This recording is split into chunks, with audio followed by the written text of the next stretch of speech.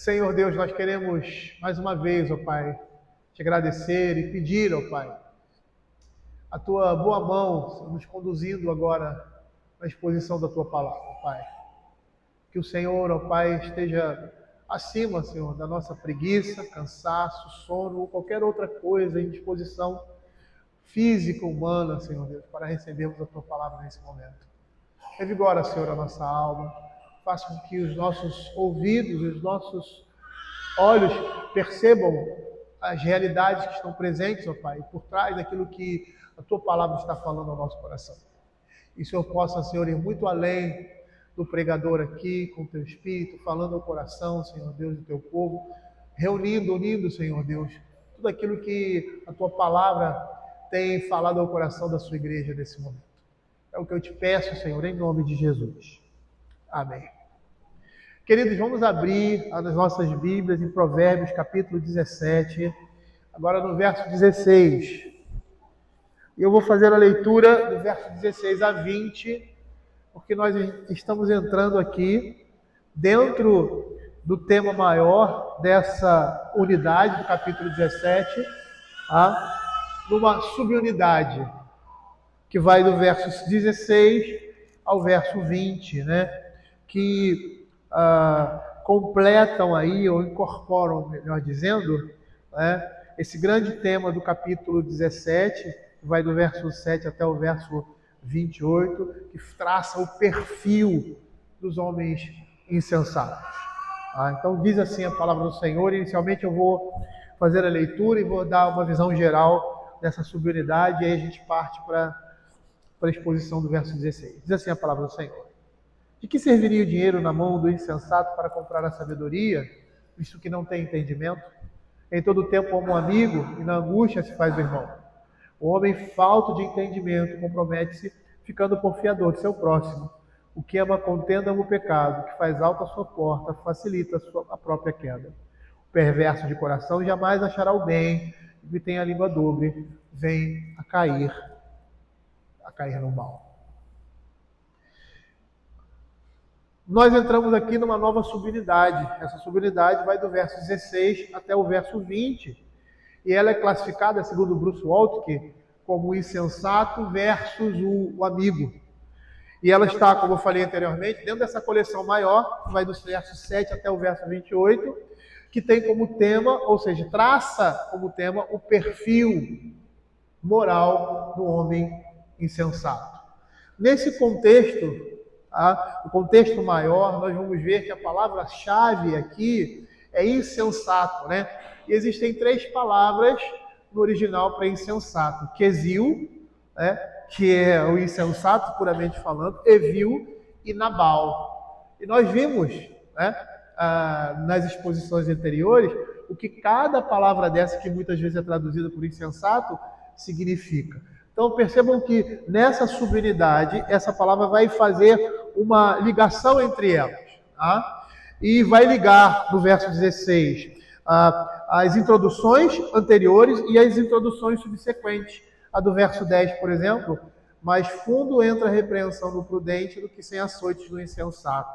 E lá no verso 21, nós temos também: o filho estulto é tristeza para o pai, e o pai do insensato não se alegra, ligando todas essas unidades nessa subunidade maior. Aqui nesse início, né, dessa nova subunidade, aqui nós temos o verso 16 como um provérbio introdutório, né? E todo provérbio introdutório, como nós já falamos, é um provérbio educativo, né? Então, ele vai apontar para a questão principal, que é ouvir e aceitar a instrução. A gente percebe que o escritor de provérbios, ele sempre, em todo início de unidade, ele tem um provérbio introdutório que tem esse caráter educativo, de chamar a atenção do discípulo para ouvir a instrução. E essa subunidade ela é ligada pela expressão chave ama, dos versos 17, em todo tempo ama um amigo, e 19, o que ama a contenda ama o pecado, contrastando aí o amigo amoroso com o insensato insociável, ou seja, aquele que ama a contenda. Então, cada um desses provérbios faz parte de um par, no qual o segundo dito vai qualificar esse primeiro dito, e é isso que a gente está vendo aqui. O verso 17, dentro dessa subunidade, nos diz que o vizinho amoroso que socorre na aflição não deve ser um vizinho simplório que assume a dívida de outrem, aqui no verso 18. O verso 19, que diz: aquele que ama contenda, ele será levado à calamidade por sua língua e coração perversos. Nós estamos vendo aqui no verso 20. O que ama contenda ama o pecado, que faz alta a sua porta, facilita a própria queda. O perverso de coração jamais achará o bem, e o que tem a língua dobre vem a cair no mal. A coesão que a gente pode fazer entre os versos 17 e 18 se faz pela palavra-chave amigo e próximo. Elas vão ter o mesmo significado, a mesma relação. E os conceitos de coração e juízo que aparecem nessa subunidade, eles aparecerão aí em versos alternados, como no verso 16, 18 e 20, ligando assim toda essa subunidade. O que essa estrutura maior vai querer nos dizer? A estrutura dessa subunidade, ela vai querer implicitamente dizer que um coração indócil, difícil de se educar, nós vemos lá no início, e um coração perverso, ao final do verso 20, tem interposto entre eles um coração incompetente. Essa é a mensagem que essa estrutura geral dessa subunidade vai querer nos transmitir, e nós vamos ver isso agora de uma forma mais objetiva na exposição desses versos. Então vamos começar com o verso 16, que diz assim: de que serviria o dinheiro na mão do insensato para comprar a sabedoria, visto que não tem entendimento? A expressão retórica aqui que nós estamos vendo usa uma ironia dramática de retratar um homem insensato num ato grotesco de abordar um homem sábio com dinheiro na mão para comprar a sabedoria. Essa passagem, ela questiona, nós vamos ver, qual seria a utilidade de um insensato possuir dinheiro, ter posses, para que com isso adquirisse sabedoria, uma vez que lhe falta entendimento, ou seja, lhe falta aquilo que é básico, aquilo que é fundamental para se ter sabedoria. Esse provérbio, ele traz aí um convite explícito para que e que está presente em todo o livro, por vezes de uma forma explícita, ou, como agora, de forma implícita, de o discípulo aceitar a correção e, desse modo, ao aceitar a correção, ter a capacidade moral de compreender e a disposição de aprender a instrução que vem de um mestre sábio. Essa pergunta retórica aqui, nós temos uma estrutura de uma pergunta retórica que nós estamos vendo aqui, e toda pergunta retórica ela não espera uma resposta, né? Ela tem uma resposta já por trás. Mas o que essa pergunta retórica tem a nos dizer é que ela vai dar uma impressão da irritação do sábio diante dessa situação absurda, de alguém achar que pode chegar à sabedoria, ao conhecimento, por um caminho, e o caminho é esse financeiro, ou o caminho de posses, sem ter o básico, o fundamental, para poder alcançá-la.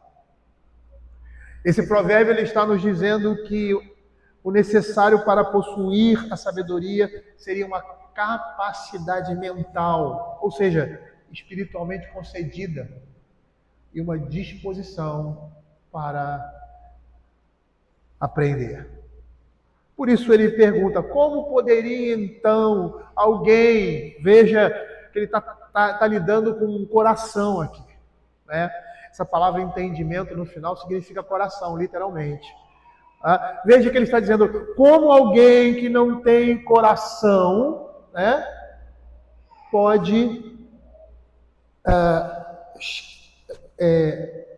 desejar ou chegar a ter essa sabedoria. Ou seja, como alguém que ama a estupidez e que é falso de senso pode adquirir sabedoria. E é muito interessante nós percebermos como a Escritura traça, o livro de Provérbios traça o homem insensato, que é aquele incapaz de chegar a conhecer essa sabedoria que está sendo oferecida aqui. Você já passou por uma situação? Eu já, várias vezes. Fala assim, não adianta falar. Não adianta falar. Não entra. Não entra.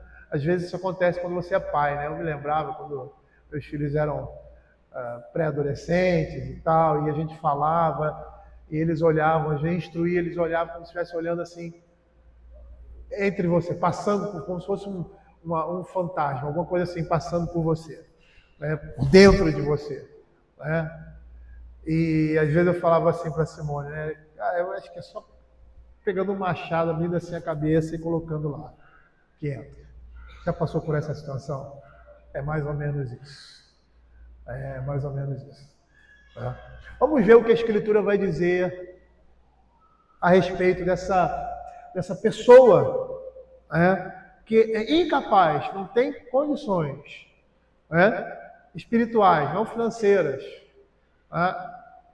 não que ele não seja capaz como ser humano, mas como espiritualmente falando, ele não tem condições de chegar a esse conhecimento, a ter essa sabedoria.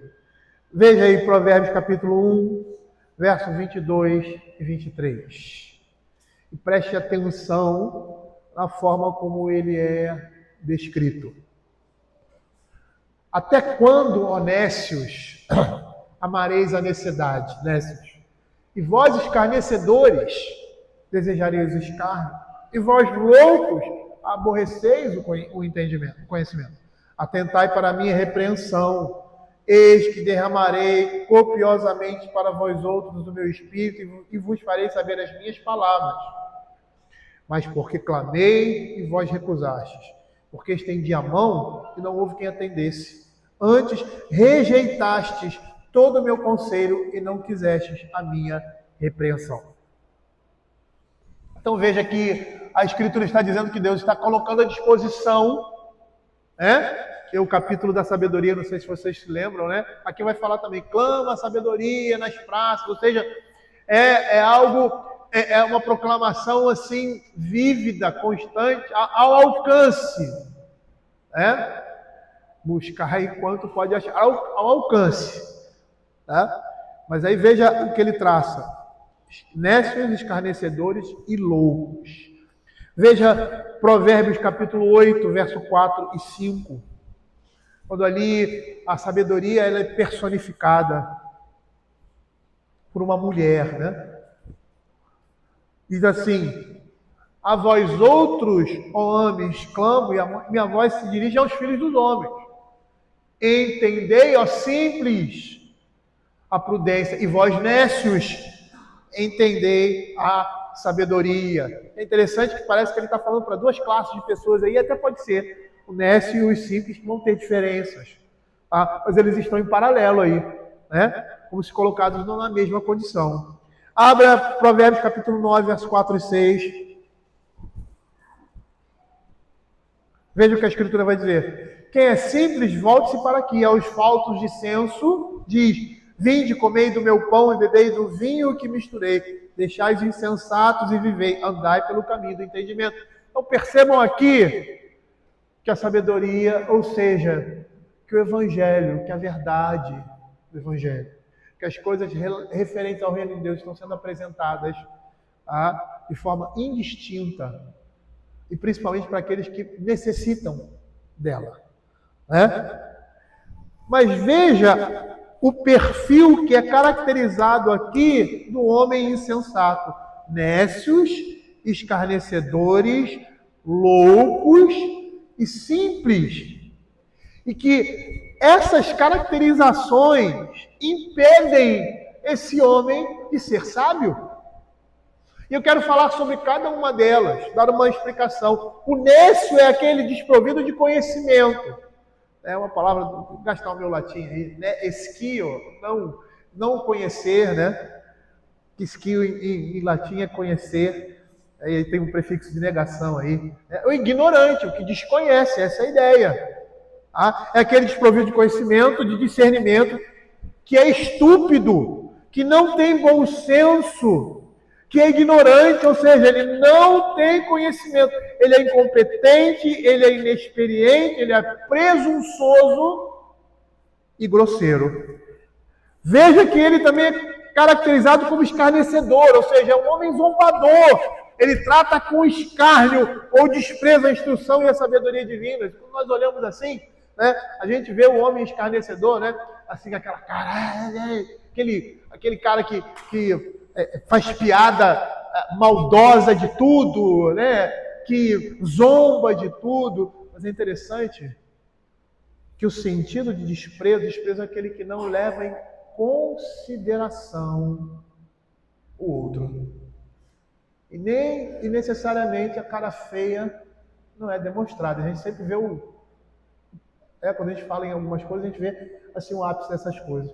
Mas essas coisas podem ser demonstradas. Esse desprezo pode ser demonstrado com educação e gentileza, tá? Da parte do ser humano. Ele pode demonstrar desprezo, indiferença, tá? Sem representar isso de forma grosseira. Às vezes a gente se engana com determinadas coisas. A Escritura vai dizer constantemente que o povo de Deus estava desprezando a Deus em situações que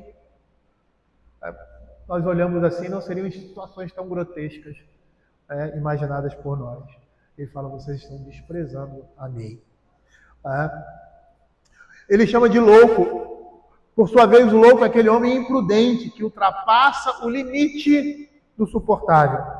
E também ele é caracterizado como simples, que é aquela pessoa facilmente desviável, ingênua no mau sentido, porque sempre se deixa se levar pelo mal. É um homem de cabeça vazia. Assim, no meu tempo, tempo de jovem, chamávamos pessoas assim de cabeça fraca. Você que é da minha idade, lembra dessa expressão. Sempre é levado pelos outros para o mal. Tendo a estupidez e a estultícia como alegria. E por quê? Porque para o mal ele se deixa levar. É um homem estúpido, falto de inteligência. Ele é alguém sem alvo, inexperiente, caindo sempre na tentação, correndo atrás de coisas vãs. Provérbios capítulo 12, verso 11 vai dizer assim, o que lava a sua terra será farto de pão, mas o que corre atrás de coisas vãs não tem entendimento. Ou seja, é falto de senso. Então, diante desse quadro, diante dessa caracterização, como alguém assim poderia obter a sabedoria? Esse homem apresenta uma deficiência mental, ou melhor, espiritual e intelectual, que nenhum dinheiro pode reparar. E perceba que há uma ironia implícita aqui, que aquele que carece de discernimento não conseguirá transformar a riqueza em sabedoria. E é interessante que o livro de Provérbios vai dizer que é o contrário, né? O homem sábio transforma a riqueza. Como diz lá, acho que é o capítulo 4, eu não vou saber precisar, o capítulo 3, riquezas e honra estão comigo, parafraseando Provérbios. E por quê? Porque ele não possui a base intelectual necessária para reconhecer, valorizar ou aplicar o conhecimento que possa adquirir. E é interessante que isso que eu acabei de falar aqui não significa que a sabedoria seja inacessível para alguns. Perceba nos textos que nós vemos que ela está sendo oferecida. E a Escritura vai encorajar, lembrem do momento de confissão, a busca pela sabedoria para aqueles que são destituídos dela. O Senhor Jesus disse que não veio para os sãos, e sim para os doentes. O grande problema aí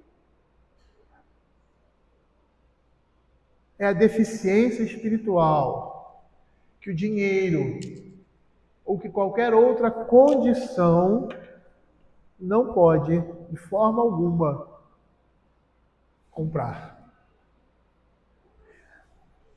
Abra Deuteronômio, eu quero ver alguns textos com vocês que mostram essa deficiência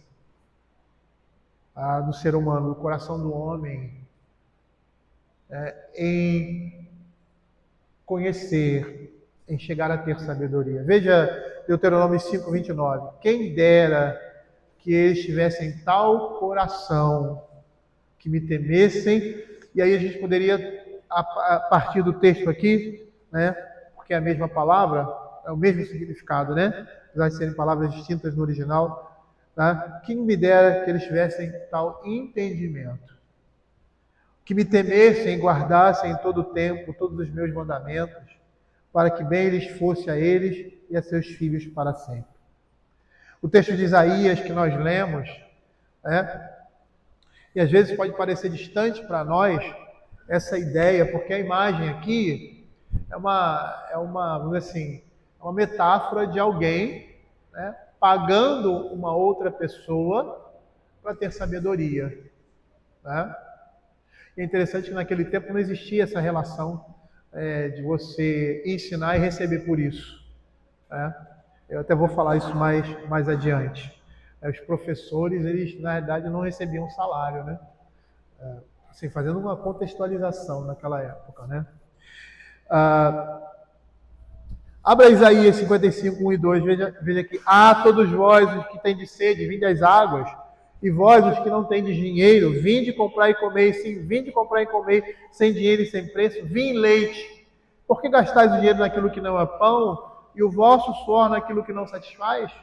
Ouvi-me atentamente, comei o que é bom, e vos deleitareis com os finos já manjados. A ideia aqui desse texto não é que você vai angariar com o dinheiro alguma coisa. Ou seja, a graça está sendo oferecida por Deus. Mas parece que os recursos que nós temos podem nos auxiliar. E essa seria, acho que, uma ideia que está por trás. Os recursos que nós temos podem nos auxiliar, podem ser instrumentos para chegarmos a um conhecimento, a um determinado conhecimento, a uma determinada condição. Mas ele está dizendo aqui que a graça de Deus não é oferecida dessa forma. Abra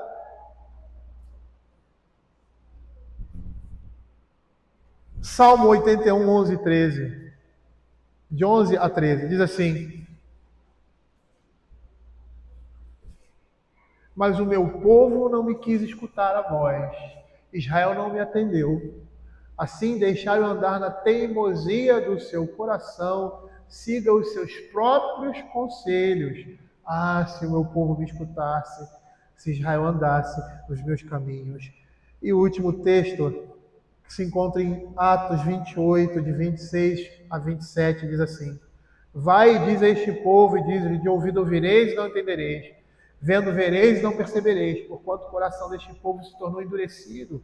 Com os ouvidos ouviram tardiamente, fecharam os olhos, para que jamais vejam com os olhos, nem ouçam com os ouvidos, para que não entendam o coração e se convertam e por mim sejam curados. Essa é a situação desse homem aqui.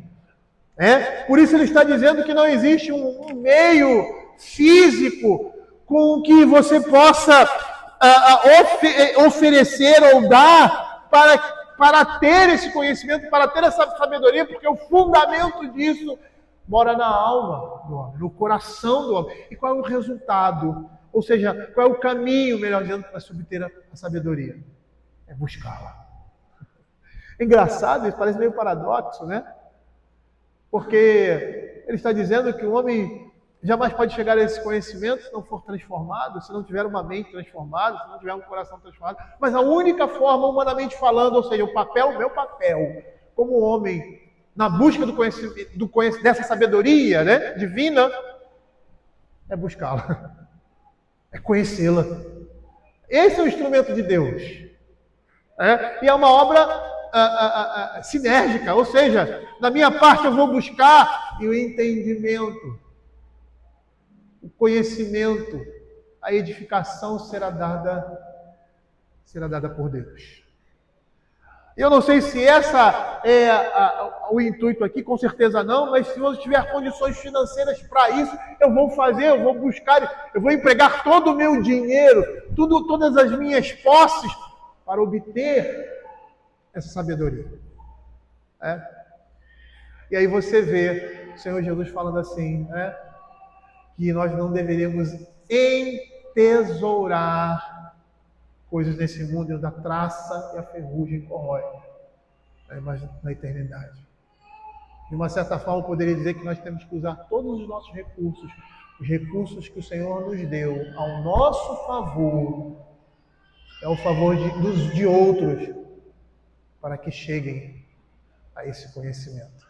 Isso é uma mensagem missionária, viu? Uma mensagem missionária. Veja o que Matthew Henry vai dizer sobre esse verso. Ele vai dizer assim: aqui são mencionadas duas coisas com assombro. A grande bondade de Deus para com os tolos, ao colocar um preço na sua mão para obter sabedoria, adquirir conhecimento e graça, para adequá-la para os dois mundos. Nós temos almas racionais, os meios da graça, os esforços do Espírito, o acesso a Deus por meio da oração. Nós temos tempo e oportunidade. Aquele que tem boas propriedades, assim alguns interpretam, tem vantagens. Portanto, para obter a sabedoria, comprando a instrução. Bons pais, parentes, ministros, amigos, são auxílios para obter sabedoria. E um preço, portanto, um valor, um talento.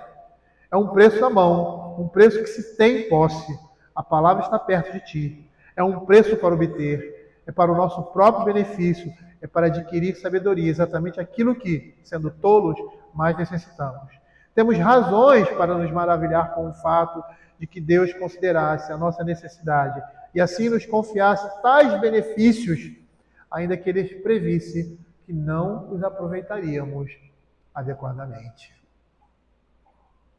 Na continuidade dessa imagem, dessa metáfora de que me serviria o dinheiro na mão do insensato, e é muito interessante porque essa expressão na mão aí, ela vai fazer uma oposição, uma antítese clara com o vazio interior de um homem insensato. E isso fica mais evidente quando entendemos que a palavra traduzida por entendimento literalmente é coração no original. O insensato é aquele que aborrece o conhecimento e a ordem moral e despreza a correção por não ter coração, por não ter entendimento. E não é assim, voltando à linguagem aí, né, das crianças, né? Se os nossos filhos soubessem que aquilo faz mal, eles não fariam, né? Quantas besteiras fazem, não somente as crianças pequenas, mas os mais velhos também. Porque não entendem, não têm uma compreensão de que aquilo é ruim. Às vezes é um prazer, uma coisa gostosa, momentaneamente, mas traz um fruto ruim. E eles não têm discernimento. Por quê? Porque inicialmente aquilo parece bom, mas as consequências daquilo ali trazem coisas ruins. E é interessante porque eu falei de criança, porque todos nós já fomos crianças, todos nós já passamos por isso, e essa muitas vezes é a situação nossa, do homem adulto. Eu estou falando aí de uma maneira geral. Por falta de entendimento do que aquilo significa, nós nos lançamos sobre aquilo. E aí colhemos as amargas consequências. Por isso essa antítese, na mão do insensato, não adianta de nada, porque ele não tem coração. A palavra aqui no original é coração, vontade, inteligência. A ideia do Velho Testamento do ser interior.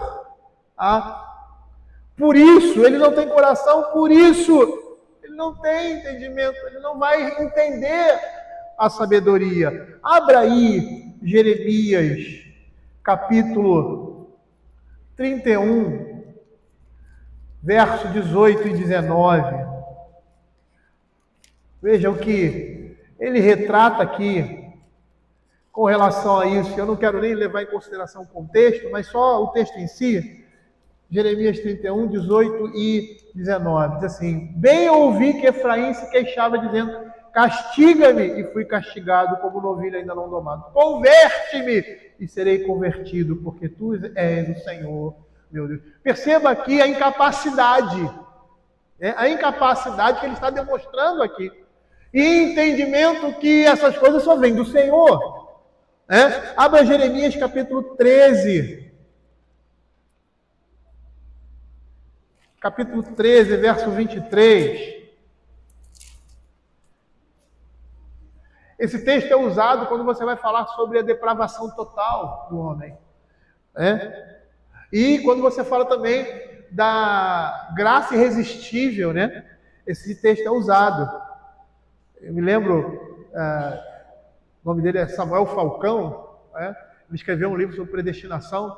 Acho que foi o primeiro livro que eu li sobre, um dos primeiros livros que eu li sobre isso. E ele faz essas imagens, É interessante aqui, pode-se acaso o etíope mudar a sua pele, ou seja, uma pessoa de cor escura,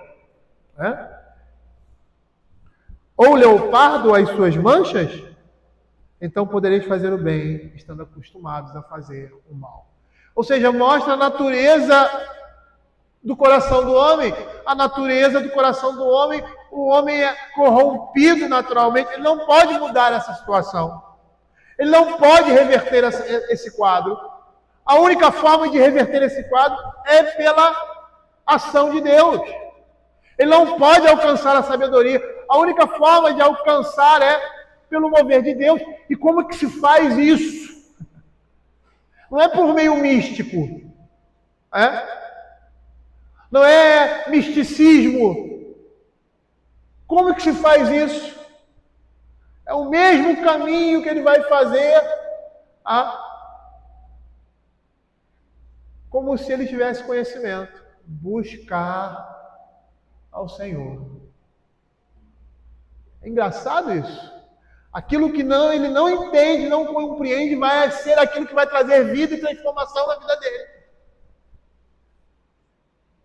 Parece um paradoxo, E é um paradoxo. O paradoxo é uma contradição aparente. E por que é uma contradição aparente? Porque você está dizendo, busque sabedoria, mas você não tem condições de buscar, mas você vai ter que buscar. Mas é essa busca que vai fazer com que ele tenha a verdadeira sabedoria. E por quê? Porque a ação está fora dele. Ele não está completamente alienado desse processo. Agostinho dizia que você precisa crer para entender e entender para crer. Por quê? Porque é uma ação divina, é uma ação sobrenatural do homem. E veja que o profeta que ele está reconhecendo: converte-me, Senhor, e serei convertido. Não é o homem que converte a si mesmo. Apesar de ele ter os recursos em suas mãos, esse homem aqui parece que tinha recursos financeiros, mas ele esquecia que esse não era o principal meio. O principal meio para receber essa sabedoria era ter um coração renovado. E aqui nós estamos vendo sendo indicada a falta de sensibilidade moral e incapacidade de compreender a sabedoria divina. Provérbios capítulo 15, verso 32 diz assim: o que rejeita a disciplina menospreza, despreza a sua alma. Temos uma imagem aqui do homem insensato que despreza a disciplina, mas não despreza com aquela cara de escárnio. O desprezo é escárnio também, Nós poderíamos dizer que o escárnio seria uma atitude positiva, ou seja, um embate. E o desprezo seria uma atitude mais passiva, a rejeição também, não pelo embate, mas pela indiferença.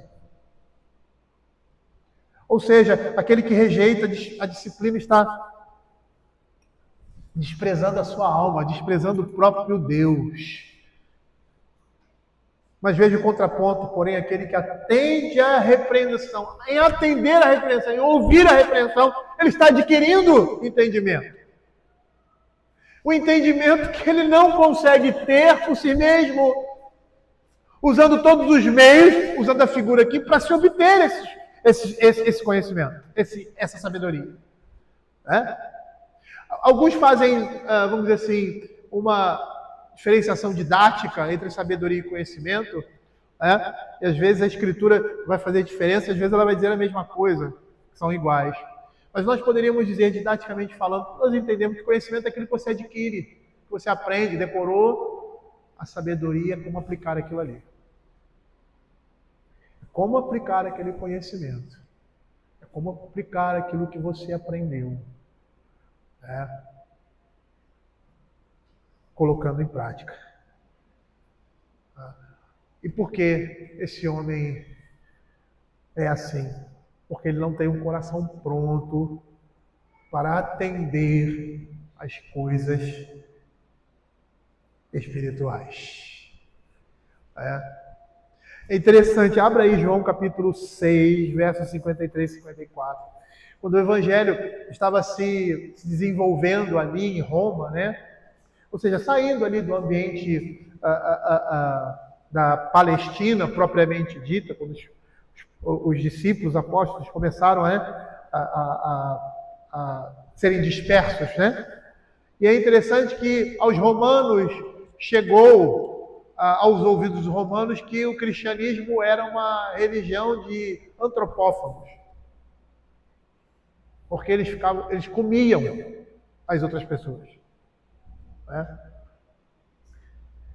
E por muito tempo essa era a ideia que os romanos, que o pensamento grego daquela época tinha, greco-romano, com relação aos cristãos.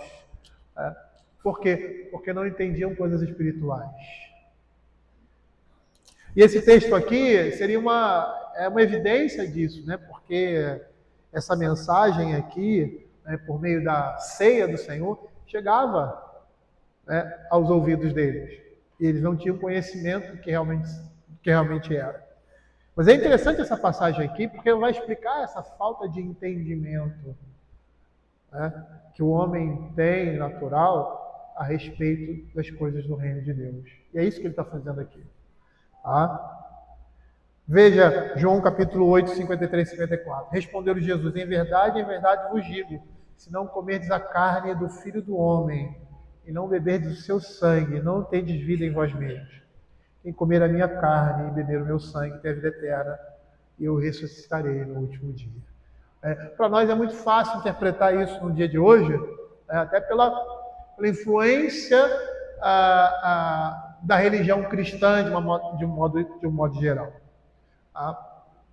Mas esse discurso aqui de Jesus, ele trouxe muita insatisfação. Eu vou abrir aqui o capítulo 6 de João. Ele trouxe muita insatisfação, e é lógico que a gente está vendo aqui que o Senhor Jesus está fazendo uma linguagem figurada, até mesmo apontando para a ceia do Senhor.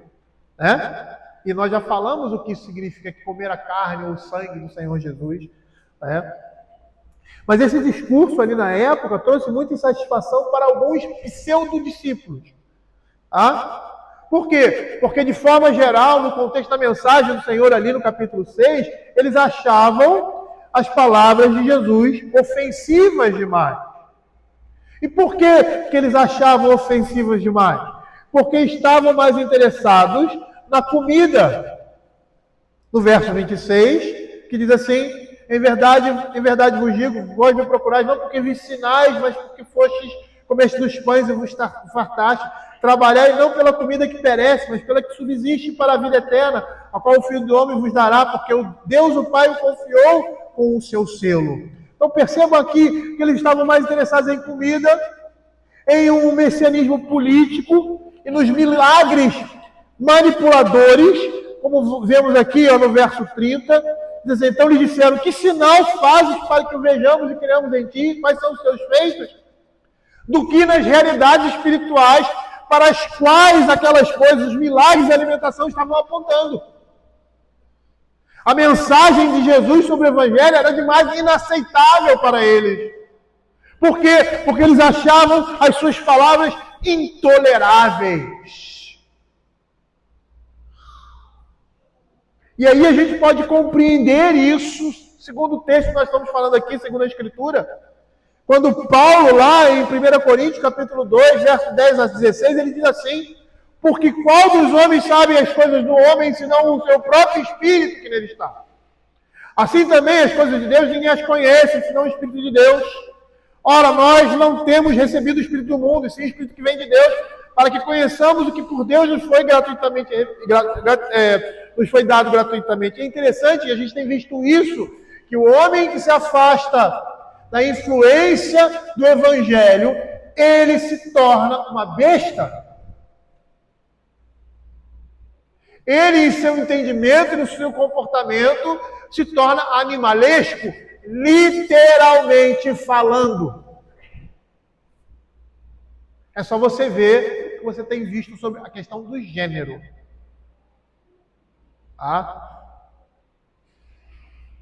Eu vi na internet aí, uns documentos aí, eu não sei se era reportagem, sabe? O homem que dizia ser uma cabra. Tá rindo, Fernando? E aí ficava andando e com as mãos, com o negócio tipo um casco.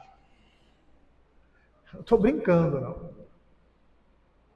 O homem que se afasta de Deus, ele chega, a situação da humanidade chega, que se torna bestial. E essa questão do gênero, começa a atribuir essa palavra que não tem nada a ver, com o sentido ou a diferenciação entre masculino e feminino como nós conhecemos, porque gênero, como eu digo, é classificação gramatical. Já comentei com vocês aqui até uma discussão na língua portuguesa, tem um autor, Matoso Câmara, da década de 50, que fala que a dificuldade de você ensinar gênero para as crianças ou para os jovens, masculino e feminino, é confusão que existe entre gênero e sexo, porque são duas coisas distintas. E aí ele propõe uma nova categorização para poder enquadrar isso e diferenciar o que é gênero, mesa, banco, masculino e feminino, e o que é sexo, boi, vaca, homem e mulher. É isso. É nessa situação que chega o homem. Por quê? Porque desconhecem as coisas do reino de Deus. Eu continuando aqui, ora, o homem natural não aceita as coisas do Espírito de Deus porque eles são loucura e não pode entendê-las porque elas se discernem espiritualmente. Porém, o homem espiritual julga todas as coisas, mas ele não é julgado por ninguém, pois quem conheceu a mente do Senhor que a possa instruir? Nós, porém, temos a mente de Cristo. Parece que nesse provérbio aqui está se tratando de alguém que literalmente acha que pode adquirir essa sabedoria com dinheiro ou posses. E veja, esse é um instrumento que nós podemos usar. Mas não é o instrumento principal. É um auxiliador. Por quê? Porque aqueles que também não têm condições financeiras podem adquirir, porque o fundamento não é isso. Às vezes você pode estar falando assim, pastor, é que às vezes a gente não consegue ligar o Lé com o Cré, né? Como assim? Como assim? Abra Atos capítulo 8, verso 17 a 23, que você vai ver literalmente isso acontecendo. Veja o que a Escritura vai dizer. Então lhes impunham as mãos e recebiam este Espírito Santo. Vendo, porém, Simão, que pelo fato de impor os apóstolos as mãos era concedido o Espírito Santo, ofereceu-lhes dinheiro, propondo: concedei-me também a mim este poder, para que aquele sobre quem eu impuser as mãos receba o Espírito Santo. Pedro, porém, lhe respondeu: o teu dinheiro seja contigo para a perdição, pois julgaste adquirir por meio dele o dom de Deus. Não tens parte nem sorte nesse ministério, porque o teu coração não é reto diante de Deus. Arrepende, pois, da tua maldade e roga ao Senhor, talvez seja perdoado o intento do coração, pois vejo que estás em fel de amargura e laços de iniquidade.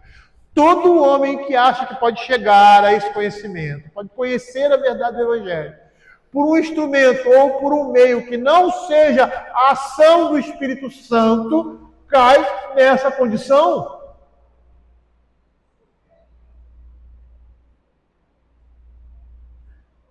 Perceba aqui que o contexto é de alguém que crê que pode adquirir tudo com dinheiro ou posse, sem se dar conta que a sabedoria é um dom gratuito de Deus aos fiéis. Lá em Provérbios capítulo 4, verso 7, diz assim: o princípio da sabedoria é: adquire sabedoria. Sim, com tudo que possuís, adquire entendimento. Estima e ela te exaltará. Se abraçares, ela te honrará. Os instrumentos que nós temos, as posses que nós temos para adquirir isso, nossos pais, como a Matthew Henry citou, ministros, a igreja, essas coisas são instrumentos usados por Deus. Porém, poderíamos dizer que são as nossas posses. Mas nós não podemos nos fiar em nenhuma delas. Porque apesar de serem instrumentos, o fundamento é o coração. O coração do homem é a graça de Deus. Lá em Provérbios capítulo 8, verso 9 diz assim: são justas todas as palavras da minha boca, não há nelas nenhuma coisa torta nem perversa, todas são retas para quem as entende e justas para os que acham conhecimento. Aceitai o meu ensino e não a prata e o conhecimento antes do que o ouro escolhido. Veja aí essa relação de novo. 1 Coríntios capítulo 2, verso 3 a 16, diz Paulo: disto falamos, não em palavras ensinadas pela sabedoria humana, mas ensinadas pelo Espírito, confundindo coisas espirituais com espirituais. Ora, o homem natural não aceita as coisas do Espírito de Deus porque eles são loucura, e não pode entendê-las porque elas se discernem espiritualmente. Porém, o homem espiritual julga todas as coisas, mas ele mesmo não é julgado por ninguém, pois quem conheceu a mente do Senhor que o possa instruir? Nós, porém, temos a mente de Cristo. É interessante aqui que a prática de pagar o mestre, como eu falei anteriormente, não era testada antes da época helenística. E cobrar um valor em troca de instrução era algo desconhecido pelos judeus até a Idade Média. Vejam o que nós estamos vendo aqui. De uma forma geral, ele está chamando a nossa atenção para aquilo que afasta o homem da verdadeira sabedoria e que, independente do que você tenha em mãos, isso será insuficiente se o seu coração não for um coração pronto para receber a palavra de Deus, essa sabedoria.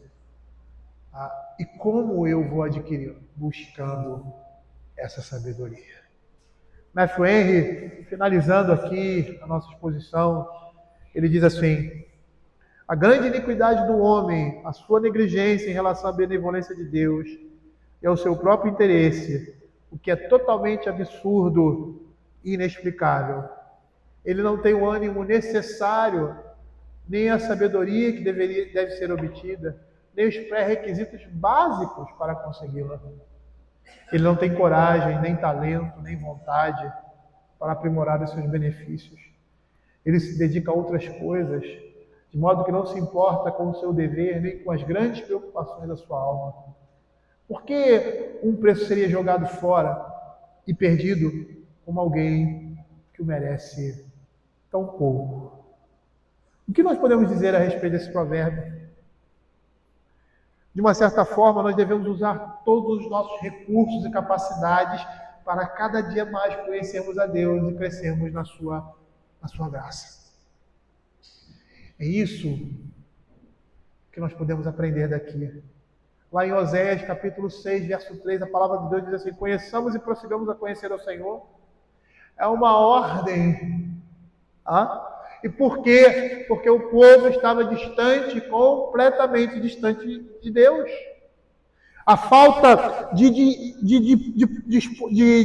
vontade, ou seja, a indisposição de conhecer a Deus, de se ter uma relação íntima com Ele, de dependência dele, leva o homem à sua própria destruição. Lá em Oséias também, capítulo 4, verso 6, ele vai dizer: o meu povo está sendo destruído porque lhe falta o conhecimento, porque eles não estão buscando ao Senhor. Esse homem estava buscando a Deus aqui da forma errada. Achando, como vemos no texto de Atos, que com o seu dinheiro, com aquilo que ele tem, com as suas capacidades, ele poderia chegar a isso. Mas ele não tinha o principal. Ele não tinha o fundamento, aquilo que poderia, por meio dessas capacidades, brotar, que era um coração transformado. O desprezo ou a falta da devida importância com relação a Deus tem como consequência o próprio desprezo de Deus e o seu terror sobre nós no dia mau. É o que nós vamos ver lá em Provérbios, capítulo 1, verso 24 a 31. Qual é a solução para isso? A primeira, Lutero, vou fazer um parênteses aqui, Lutero dizia que a vida do crente consiste de duas ferramentas, como um barco, dois remos, uma oração, outro a palavra. Então, qual é a saída aqui? Tiago capítulo 4, se não me engano. Peça sabedoria a Deus, Ele dá liberalmente. E o segundo caminho, busca ao Senhor. Ou seja, oração e leitura da palavra. Às vezes nós esquecemos dessas coisas. Desse desejo de buscar a Deus. Não é só você que tem essa falta de desejo, não. Eu também. Às vezes estamos cansados, preocupados demais.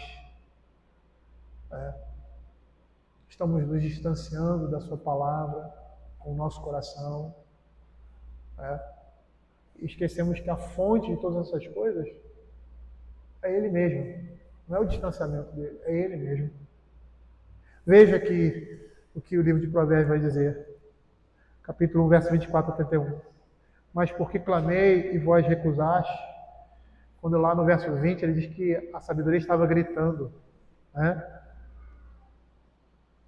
Porque estendi a mão e não houve quem atendesse. Antes rejeitaste todo o meu conselho, não quiseste a minha repreensão. Também eu me rirei na vossa desventura, e em vindo o vosso terror eu zombarei.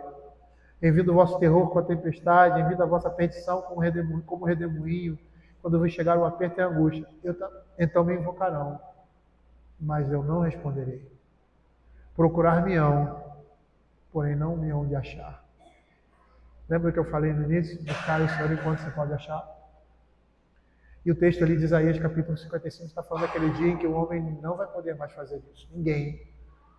O momento é agora. Mas individualmente, pontualmente, esse juízo de Deus se manifesta. E aqui, ele está mostrando esse juízo. Procurar-me-ão, porém não me hão de achar. Porque aborreceram o conhecimento e não preferiram o temor do Senhor. Não quiseram o meu conselho e desprezaram toda a minha repreensão. Ele, como um pai bondoso, como diz lá o Salmo 103, se compadece de nós. E ele é o exemplo de um pai perfeito. O pai que dá a sua vida pelo seu filho. O pai que ama o filho de forma... A palavra me fugiu aqui. Incondicional. Não depende do que você faça ou quem você seja, para que seu pai o ame. Mas esse pai também tem limites, né? E quando ele é rejeitado de todo, tá? Por mais que o coração dele doa, e dói, se não doesse, ele não tinha oferecido o seu filho na cruz por nós, em nosso favor. Chega um tempo que ele vira as costas. Chega um tempo que ele vira as costas. A Escritura diz que ele é longânimo. Longânimo é a ideia de uma paciência que não, quase que limitada, quase que limitada. É aquela pessoa que vai a segunda milha, a terceira milha, a quarta milha. Chega um ponto que não dá. E a única maneira, tá, de trazê-lo de volta, se assim for da sua vontade, é o mesmo instrumento da completa apatia de Deus com relação a ele.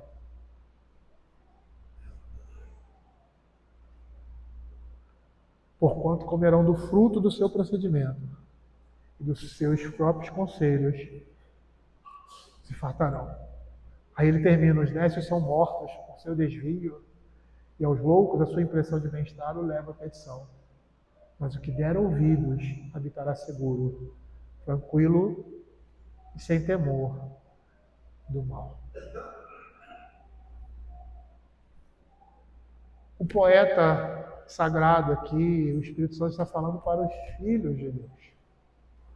Está falando para nós.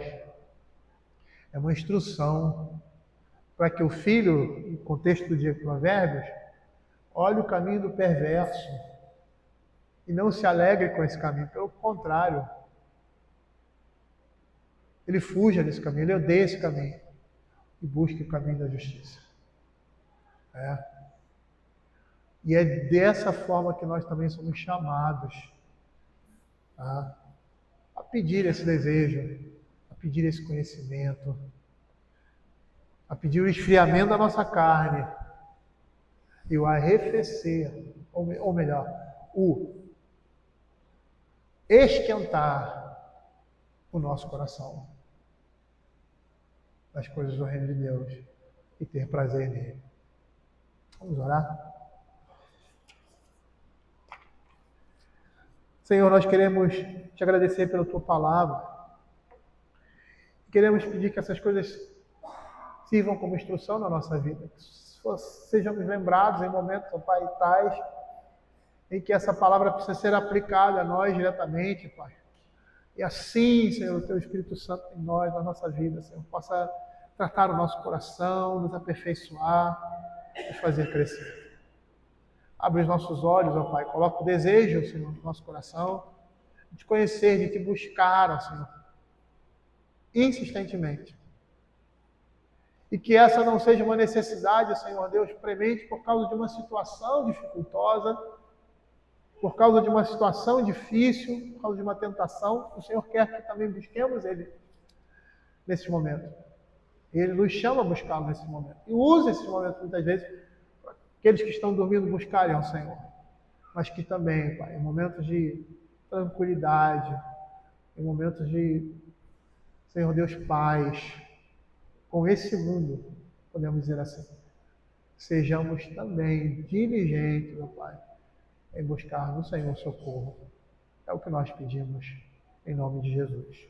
Amém. Vamos ficar de pé.